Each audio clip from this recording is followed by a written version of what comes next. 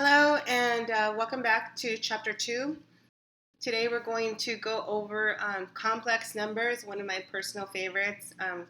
I think I've talked to you guys about this, or maybe I have or haven't, I'm not sure, but this is kind of one of the things that made me really interested in studying math further was learning about complex numbers.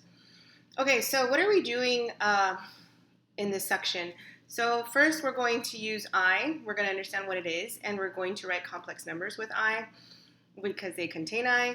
We're going to go over adding, subtracting, and multiplying complex numbers. We're going to use complex conjugates. What is it? To write the quotient of two complex numbers in standard form. And then finally we're going to find solutions of quadratic equations that are non-real complex. Okay, so I. Remember, we've learned that some equations, some quadratic equations have no real solution. So let's say, like for example, x squared plus 1 is equal to 0. Remember, that's a parabola that is above the x-axis. It never crosses the x-axis, and therefore it does not have any real zeros. So, however, we wanted to overcome this and kind of find a way to solve this problem. And this is where the imaginary number I was defined. So as I is equal to square root of negative 1. We talked about it where I squared is equal to 1, negative 1. So if that's the case, by introducing this unit, it created a whole other system of numbers. Okay? So when you take real multiples of this of I and you add real numbers to it, we call this the set of complex numbers. Okay, so every complex number can be written in this standard form where you have the real part A plus, and then the imaginary part, which is the coefficient of I. So A plus BI. So let's see, for example, the standard form of this number, negative 5 plus square root of 9, negative 9. Since the square root of negative 9 is 3i, you would write this as negative 5 plus 3i. Because negative 5 plus square root of negative 9 is the same as saying negative 5 plus, and then 9 is 3 squared, and then you have the negative 1 on its own, which is square root of a square, cancels it out, you get 3, and then of course the square root of negative 1 is just I. Okay, so what is that? For real numbers A and B, the number A plus BI is called a complex number, and that's standard form. So A is called the real part, and B is called the imaginary part. When B is equal to 0, the number A plus BI is a real number. When B is not equal to 0, the number is called an imaginary number. A number of the form BI, where B is non-zero, is called a pure imaginary number. So this is kind of like how, so complex numbers has to deal with real and imaginary numbers. And this is where you have every real number can be written as a complex number using B equals 0. So for any real number, you could rewrite it as A plus 0i. So this is a subset of the complex numbers. And then you have imaginary numbers, which is also a subset. And then you have here two complex numbers, A plus BI and C plus DI, are equal to each other if and only if the real parts are equal and the imaginary parts are equal.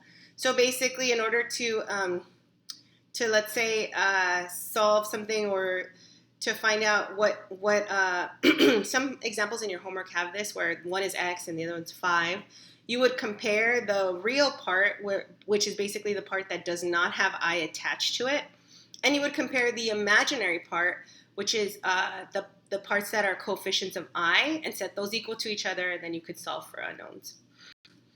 Okay, operations with complex numbers. So complex numbers can be added and can be subtracted.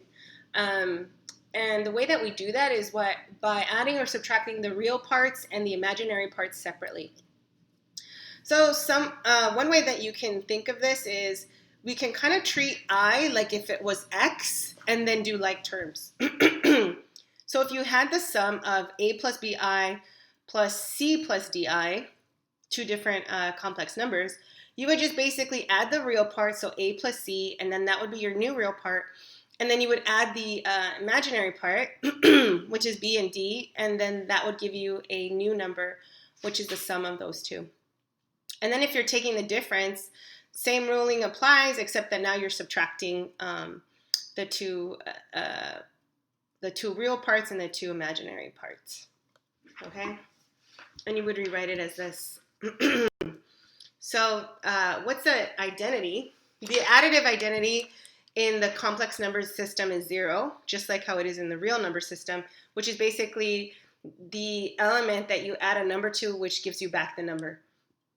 Okay, so the additive inverse would be the negative of A plus BI. So that would just be negative A minus BI. So if you added the complex number and its inverse together, you would get 0.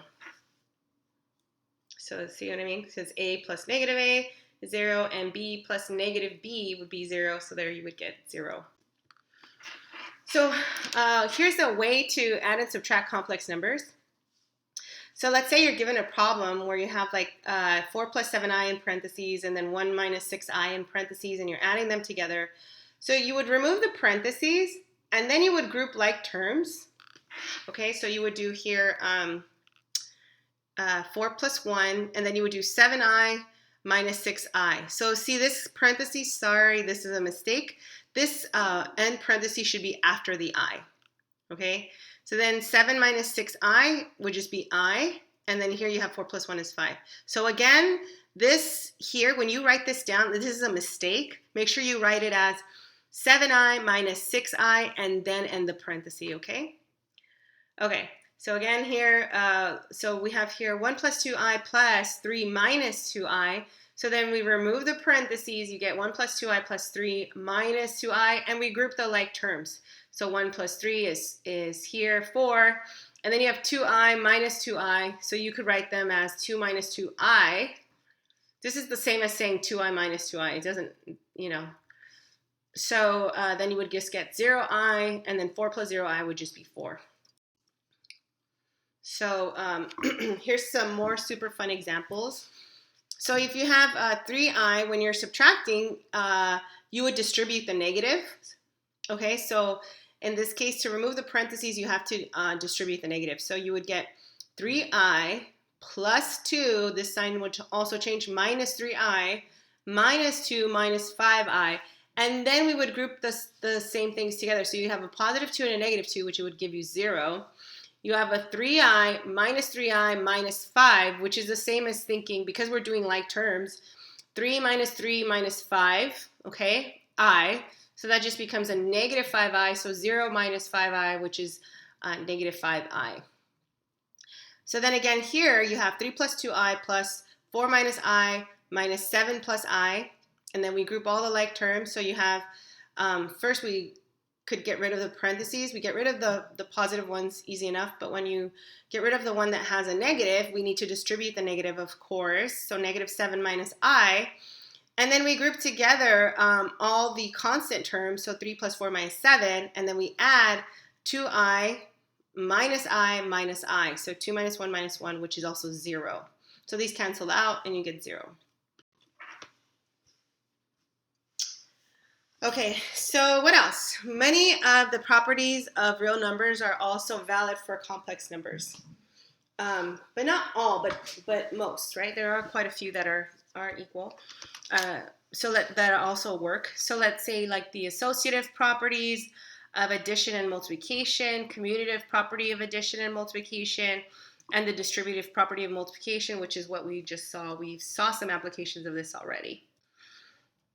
So here, when you multiply, you get, you can do FOIL or distribute, however you want to think about it.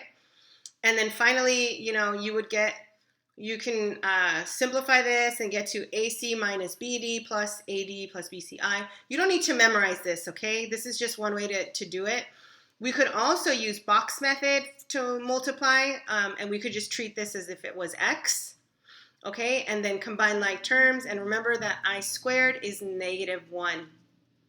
Okay, so here's one way to do it.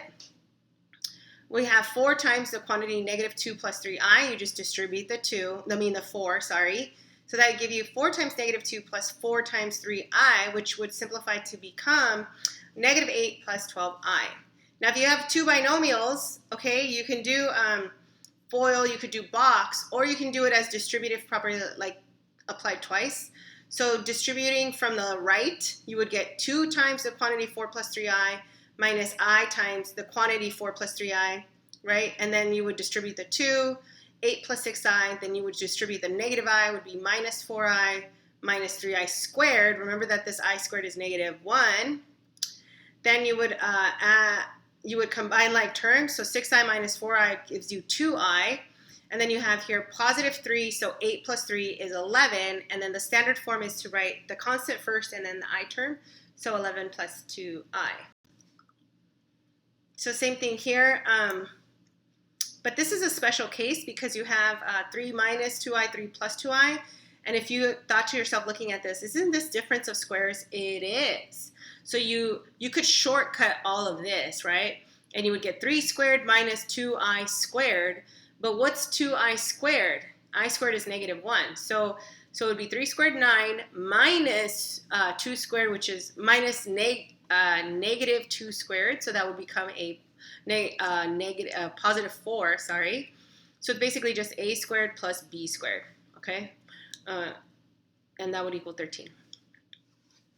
In this case, I mean, it would just be the constants, like 3, and then you would add the coefficient of the I and square it. Now, if you did a perfect square trinomial, you could do that as well. And then this would become, you would get 9 plus 12i plus 4i squared, okay? And then when you simplify that, you would do what's 4i squared, that would become -4. So you could, if you remember some of the stuff we learned in algebra, college math, you could bypass a lot of this. So then that would be 5 plus 2i. Okay, now let's define what complex conjugates are. So what are complex conjugates? Sorry, excuse me. So remember that the product of two complex numbers could be a real number. That's what we just did, right? We just did 3 plus 2i and 3 minus 2i. And that gave us 13, which is a positive number. And then, what's it called? So then, in general, that's what I literally just said this. If you have a plus bi, a minus bi, that is equal to, because these are called conjugates, right? They're pairs. So a minus bi is the complex conjugate of a plus bi, and a plus bi is the complex conjugate of a minus bi. You don't have to go through this calculation every time, right? It's like, instead, you could just skip all of this, because this is kind of like the proof of it here, and just say, okay, this is a squared plus b squared, where the b is just the coefficient of the I. And the reason that it's a plus is because there's an I squared, which changes the minus to a negative, to a positive. So, why do we care about complex conjugates? Well, they help us to divide. Okay, we use them for division. So let's say you wanted to do a plus bi divided by a c plus di, and we wanted to write this in standard form. Okay, so what we would have to do is we would multiply by the conjugate, by the complex conjugate of the denominator, both top and bottom, to get this crazy thing. You don't have to memorize this crazy thing, by the way. This is just to show you that, hey, you can rewrite the quotient in standard form. So let's see a worked out example. You have 2 plus 3i over 4 minus 2i. What's the complex conjugate of 4 minus 2i? 4 plus 2i, you got it. So then we distribute across the top. We can multiply using box method or FOIL or whatever floats your boat. So then you would get 8 plus 4i plus 12i plus 6i squared. And then you would simplify this, would give you 16i. This 6i squared becomes negative 6. So 8 minus 6 plus 16i. And then the bottom, since we did the conjugates, it's just 4 squared plus, and then 2 squared, which is 4. So it's 20. So you have 2 plus 16i all over 20, but we can write this as two fractions, right? 2 over 20 would be the first one, which simplifies to 1/10. And then 16 over 20i, which reduces to 4/5 I. Okay, and then finally, we want to talk about complex solutions of quadratic equations. It's basically when you find a solution and there's an I in it. So you can write a number such as square root of negative 3 in standard form by factoring out I, which is equal to the square root of negative 1. So that's right here. So it would be square root of 3i, or I square root of 3. Sometimes I like to write the I in front. So this number, square root of 3i, is called the principal square root of negative 3. So basically the principal square root is when when a is positive, the square root of negative a is going to be square root of a times I. Okay. So why do we care about that? Well, sometimes when we do a formula, we solve it using quadratic formula. Remember quadratic formula? X equals negative b plus or minus square root of b squared minus 4ac all over 2a. And that was a way to solve for zeros without factoring, yeah? So in this case, a is 3, b is negative 2, and c is 5.